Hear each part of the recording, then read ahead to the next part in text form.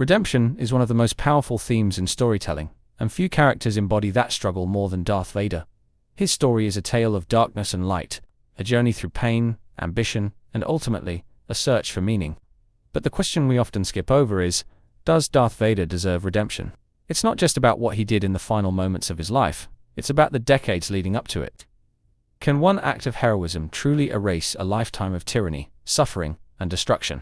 When we talk about Vader, we're talking about one of the most iconic villains in cinematic history. This is the man who raised entire worlds, enforced a brutal empire, and crushed anyone who stood in his way. The galaxy trembled at the sound of his mechanical breath. But behind the mask is Anakin Skywalker, the Jedi Knight who was once the hero of the Clone Wars, a man who fell from grace, consumed by fear and anger, manipulated by the very forces he thought he could control. The complexity of his character is what keeps this debate alive. On one hand, his final act, saving his son and destroying Emperor Palpatine, seems like the ultimate redemption. On the other, it's hard to ignore the countless lives he destroyed and the trust he betrayed along the way. Should we measure redemption by one act, or should it be earned over time through atonement? And if Vader can be redeemed, what does that mean for accountability and justice? This question forces us to look at the bigger picture, not just of Star Wars, but of ourselves. How do we judge people who've done terrible things? Do we believe in second chances? And what does it take to truly make amends for the harm we've caused?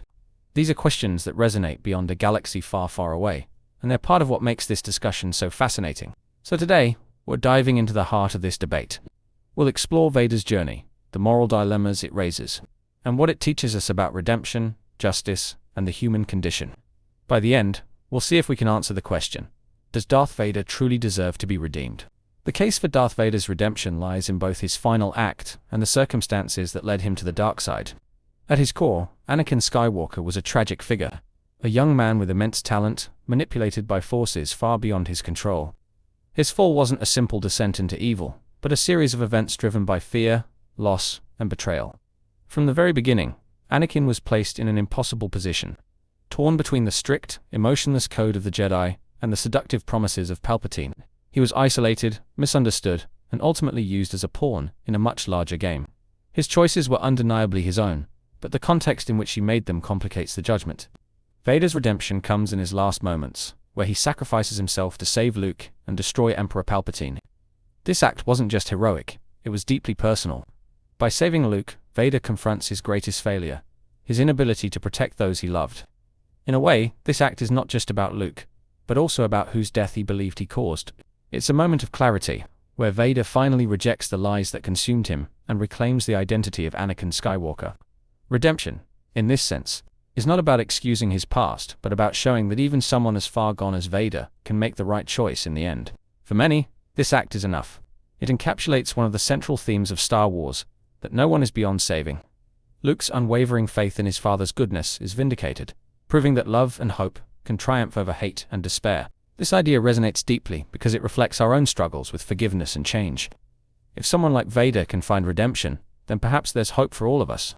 It's not about erasing his crimes, but about affirming the power of choice, the ability to rise above even the darkest of paths. Furthermore, denying Vader's redemption risks undermining the very message of the saga. Star Wars is, at its heart, a story of hope, redemption, and the belief that people can change. If we say that Vader's final act wasn't enough, then what does that mean for other characters, or even ourselves? Redemption doesn't mean absolution. It means acknowledging one's faults and striving to be better. And in that moment, as he saves Luke and destroys Palpatine, Vader does just that. On the other hand, the argument against Vader's redemption focuses on the sheer scale of his crimes and the question of accountability. Darth Vader wasn't just a participant in the Empire's atrocities, he was its enforcer, the face of its tyranny. He personally oversaw the destruction of entire worlds, the enslavement of countless beings, and the execution of innocents. His actions weren't isolated incidents, but a pattern of violence and oppression spanning decades. Can one heroic act truly outweigh the weight of so much suffering?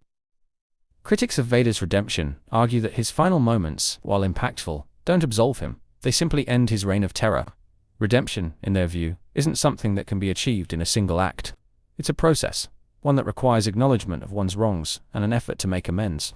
Vader doesn't face his victims, nor does he work to repair the damage he caused. Instead, he dies, leaving others to pick up the pieces.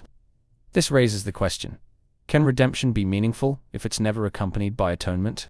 Moreover, Vader's story complicates the concept of justice. If his redemption is accepted so easily, what does that say to the millions who suffered under his rule? What does it mean for the families of those who perished on Alderaan, or for the Jedi who fell during Order 66? Justice demands accountability, and for many, Vader's redemption feels like a shortcut, a way to avoid truly grappling with the consequences of his actions. It risks romanticizing a character whose deeds caused untold pain and suffering. Another issue is the precedent it sets. If Vader can be redeemed in an instant, does that mean anyone can? And if so, what does redemption truly mean? Should it be earned through consistent action, or can it be granted in a single moment of clarity? These are questions that challenge the very foundation of what redemption is supposed to represent. Without accountability, redemption risks becoming hollow, a convenient resolution rather than a meaningful transformation. The debate over Vader's redemption often says more about us than it does about him. Redemption is not a universal concept, it's deeply personal, shaped by our own beliefs and values. Some see it as a gift, an opportunity for growth and forgiveness. Others see it as a responsibility, something that must be earned through hard work and sacrifice. Vader's story forces us to confront these differing views, challenging us to think about what redemption truly means. Vader's journey is a reflection of the complexity of human nature. He was both a victim and a perpetrator, a man who was manipulated, but who also made devastating choices. His redemption doesn't erase his past, but it does highlight the duality within us all. Can we condemn him for his crimes, while also acknowledging the pain and fear that drove him to commit them? And if we believe in redemption, how do we define its limits? This perspective also invites us to think about the role of those around him. Luke's unwavering belief in his father's goodness is a key factor in Vader's final act. Without Luke's hope, there might have been no redemption at all. This raises another question. Is redemption something one must achieve alone, or does it depend on the faith and support of others? In Vader's case, it's clear that Luke's love and determination played a significant role. Ultimately, the debate over Vader's redemption is a mirror, reflecting our own struggles with forgiveness, justice, and morality. It asks us to consider whether redemption is about the person seeking it, or about the impact it has on those they've harmed. It forces us to confront uncomfortable truths, that people are rarely purely good or evil, and that the path to redemption is never simple. By exploring both sides of the argument, we gain a deeper understanding of not just Vader, but of ourselves and the values we hold dear. Ultimately, the question of Darth Vader's redemption isn't about whether he deserved it, it's about what it represents. Vader's story is a reflection of our deepest fears and hopes. It shows us how easy it is to fall, how seductive the path of darkness can be, and how difficult it is to climb back to the light. It's a story that forces us to confront the uncomfortable truth that even the most monstrous actions often come from a place of pain and vulnerability. But at the same time, it challenges us to think about accountability. If one heroic act can redeem a lifetime of evil, what does that say about justice? Is redemption something that can be given, or is it something that must be earned? And if someone like Vader can find redemption, what does that mean for the rest of us? In many ways, Darth Vader's redemption is less about him and more about Luke. It's Luke's unwavering belief in the good within his father that makes that final act possible. Without Luke's hope, there is no redemption for Vader, and that's perhaps the most profound message of all, that redemption isn't just about the person seeking it. It's about the people who believe in them, who refuse to give up, even when it seems hopeless. So, does Vader deserve redemption? That's a question only you can answer, but one thing is certain. His story teaches us that redemption is never simple, and it's never easy. It's messy, painful, and sometimes unfair. But it's also one of the most human things there is. Thank you for joining me on this journey. I'd love to hear your thoughts. Do you think Darth Vader deserved to be redeemed, or was his final act not enough? Let's keep this conversation going, because it's questions like these that make Star Wars and storytelling itself so timeless.